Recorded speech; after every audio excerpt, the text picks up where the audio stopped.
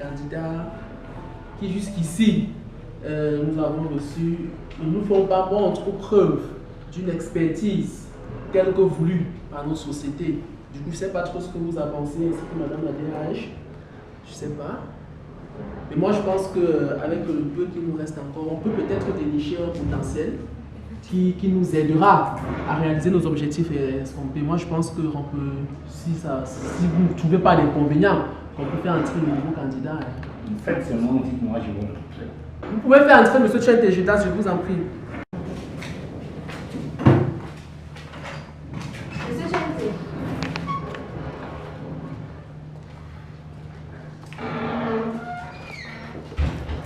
Bonjour. Bonjour, prenez place. Merci. Alors, vous êtes bien Monsieur Tchente Judas, c'est ça? Effectivement. Ok, donc je suis responsable des ressources humaines. Vous avez devant vous le directeur général et le PDG. Donc on va vous laisser quelques minutes afin que vous puissiez vous présenter. Oui, comme vous l'avez dit, je suis Gildas Tchente. Je suis diplômé en licence en gestion logistique et transport. Je suis titulaire d'un master en management des projets et j'ai également un autre master en gestion du personnel. J'ai fait un stage de pratiquement 6 mois en Norvège dans une entreprise de transformation de jus de fruits. Et j'ai également parcouru plusieurs autres pays comme la France, le Canada. Et récemment, j'ai été employé dans mon pays. Je suis revenu dans le pays où j'ai été employé à Cocktail Joyce. J'ai travaillé là-bas pendant près de 2 ans avant de me lancer à nouveau sur le monde de l'emploi. Ok, merci Monsieur Tchente. J'ai écouté avec beaucoup d'attention votre présentation. Et j'aimerais quand même savoir, j'ai écouté, vous avez fait marketing d'abord, ensuite logistique et transport, et par la suite gestion du personnel, je crois bien. Pourquoi toute cette diversité de diplômes? Eh bien, vous savez, dans notre pays, les entreprises pratiquent beaucoup d'économies.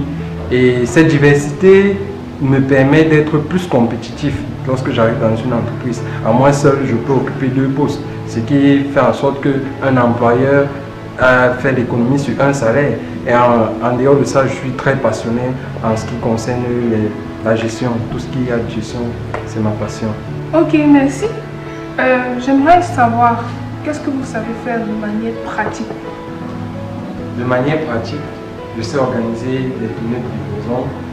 De manière pratique, je sais gérer la production. De manière pratique, je sais gérer également l'effectif. Lorsque j'ai un personnel entre les mains, je sais manager pour qu'il puisse atteindre le résultat voulu par l'employeur. En dernier lieu, j'aimerais savoir, est-ce que vous avez la capacité de travailler sous pression? Eh bien, madame, travailler sous pression, c'est mon maître mot, c'est ce que je sais le mieux faire. Ok, merci. J'ai fini. Je vais laisser le soin au directeur général de vous poser des questions afin de prendre acte de l'avantage d'évaluer votre candidature. Donc. Merci bien, Madame la DRH. Monsieur Tchente, nous voyons que vous avez un CV plutôt chargé. C'est très rare de trouver ce genre de personnes.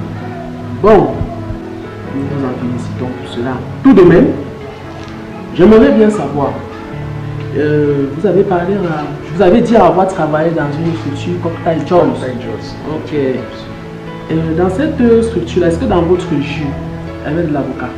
Non, et c'est justement ça le problème. C'est d'ailleurs la raison pour laquelle je suis parti. Parce que dans mes recherches, j'ai remarqué que la plupart des consommateurs recherchaient ce goût-là, cette saveur d'avocat dans ce cocktail, mais ils n'avaient pas cela.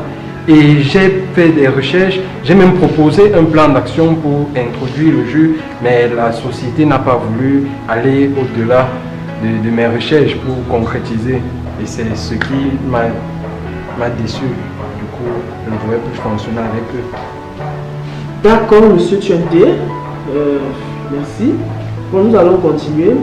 Bon, puisque vous vous retrouvez au-devant de nous, nous voulons savoir qu'est-ce que vous, concrètement, vous pouvez apporter à notre structure en ce qui concerne le projet mis sur pied.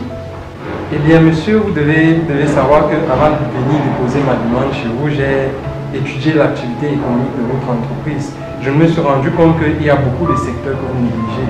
Et j'ai observé dans la région du Bamboutos, par exemple, au niveau du Bamboutos, il y a des avocats qui sont délaissés là-bas. Il y a des avocats qui pourrissent, on n'exploite pas. Et dans mes études, je me rends compte qu'on peut exploiter, on peut faire comme un recyclage des avocats de cette région et on redistribue dans d'autres régions. Quand vous arrivez au nord, par exemple, l'avocat qu'on nous vend ici à 250 francs, au nord, ça coûte 500 francs. Or, nous, on peut essayer de recycler pour voir comment gagner la plus-value. Si on peut vendre là-bas à 100 francs, à 400 francs, on bénéficie de 100 francs par tête d'avocat. Et puis, si on fait les calculs sur un mois, un an, on voit des millions qu'on est en train de gagner comme ça sur un secteur qui est complètement délaissé. Merci, monsieur Tchenté. Je m'en vais terminer par cette question. Donnez-nous une, ou du moins plusieurs, de vos valeurs morales. Eh bien, monsieur, dans mon milieu, partout, tout le monde dit de moi que je suis un jeune homme plutôt gentil, très courtois, qui aime le travail bien fait. Et d'ailleurs, partout où je passe, je suis très apprécié. D'accord, monsieur Tchenté Gildas, je crois que j'en ai terminé pour mes questions. Donc, madame la DRH, merci. Ok, merci. On va laisser la parole au PDG.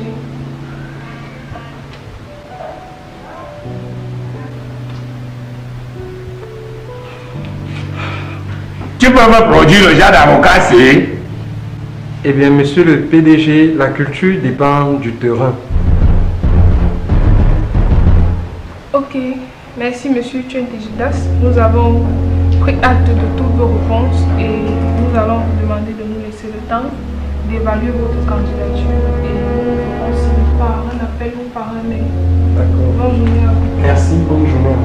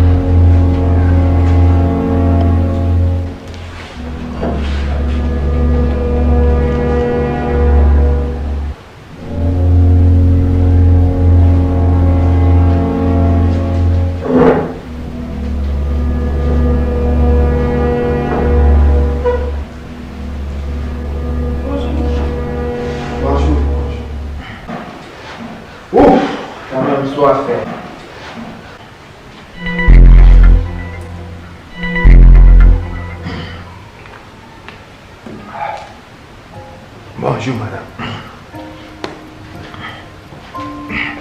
Bonjour tonton.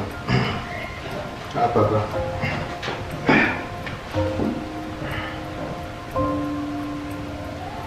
Ça va, vous êtes à votre aise? Oui, j'en peux dire. Ok. Donc, vous êtes monsieur Siwe. Siwe, madame. Siwe. Ok, d'accord. Donc, bienvenue encore monsieur Siwe. Ah, merci. Merci. Je vois dans votre CV que vous avez un Master 2. C'est ça, non? Mais on ne précise pas exactement où vous avez obtenu ce Master 2 et en quoi. Oui, madame, j'ai véritablement un Master 2. Un Master 2. Bon, je n'ai pas écrit les détails là parce que c'est long. Vous savez, au collège, j'étais plus petit que ça. Et on avait lancé le concours des Miss Master. Je ne voulais même pas faire. Mes camarades de classe m'ont dit, tiens, ça dit quoi? Et je suis allé. J'ai fait ça 2 fois. La première fois, j'étais Master. La deuxième fois, je suis encore sorti Master. Vous savez, vous voyez, j'ai mis Master 2. Ah bon? Oui, madame, oui, oui. Ok, donc le Master 2 dont il s'agit ici, c'est vos 2 années en tant que Master de votre école. Je pouvais même faire la 3e fois, madame. C'est juste que il fallait qu'il quitte au collège.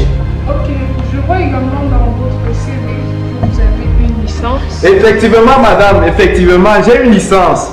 J'ai joué, je crois que ça fait 3 ans déjà, au championnat des vacances. C'était un fou. Oui, j'étais, je sais pas, demi-finale. Oui, et en plus, on m'a donné une licence pour jouer cette coupe top, c'est à la maison. Donc je peux même mettre ça dans le CV, si vous voulez, je complète. Vous avez également dit que vous êtes diplômé de Cambridge. Évidemment, madame, évidemment.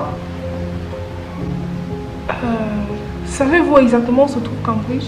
Comment vous me posez ce genre de questions? Je suis diplômé de Cambridge, ça ne se voit pas. Mais j'aimerais savoir si vous savez où se trouve Cambridge. Madame, j'ai eu mon bac à Cambridge.